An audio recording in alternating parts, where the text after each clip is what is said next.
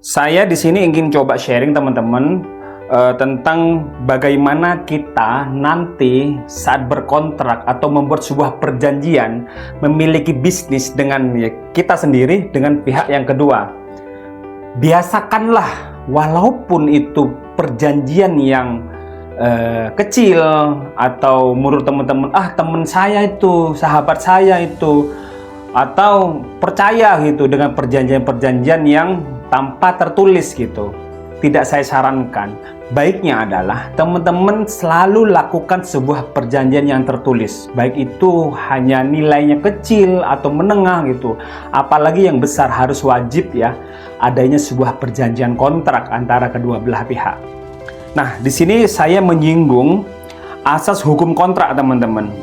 Yang terpenting adalah dalam kontrak itu mengacu kepada pasal di KUA Perdata ya, di 1338 dan juga 1320. Itu saya coba bacakan teman-teman di sini.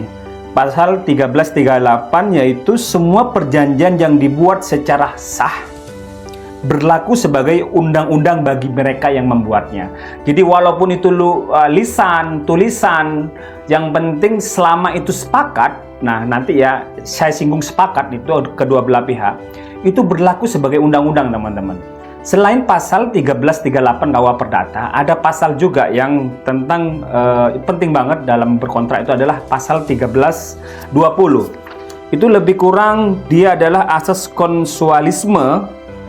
Dalam pasal ini ditentukan bahwa salah satu syarat sahnya perjanjian itu di 1320, teman-teman.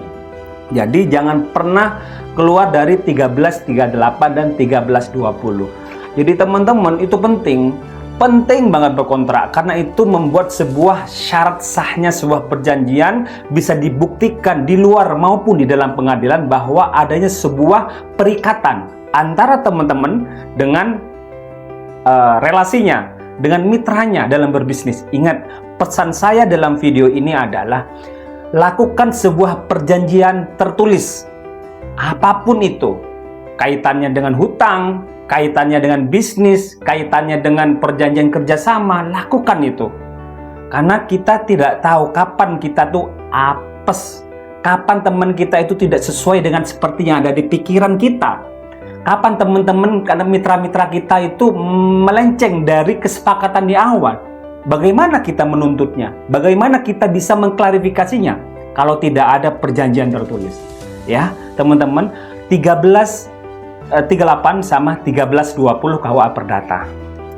Nah, bisa jadi nanti perjanjian perdata gitu, misalnya ada pinjam uang atau bagaimana atau hal-hal yang lain bisnis gitu, kaitannya ada uang modal kita di situ.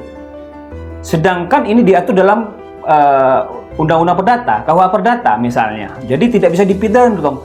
Bisa saja nanti, walaupun kita bisa ajukan dalam perdata ya, dalam gugatannya. Tapi bisa jadi kalau dia memiliki unsur semacam penipuan misalnya, dan juga penggelapan. Biasanya itu satu kesatuan ya, antara mepet-mepet lah penggelapan dengan penipuan itu.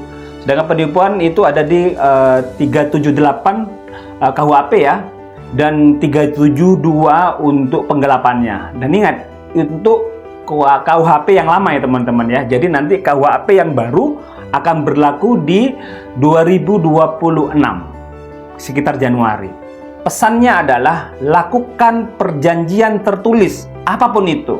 Saya mencoba untuk sharing karena beberapa banyak teman-teman di luar sana, relasi saya juga, teman saya juga, mitra juga sering mencoba untuk diskusi sama saya mengenai perjanjian-perjanjian itu.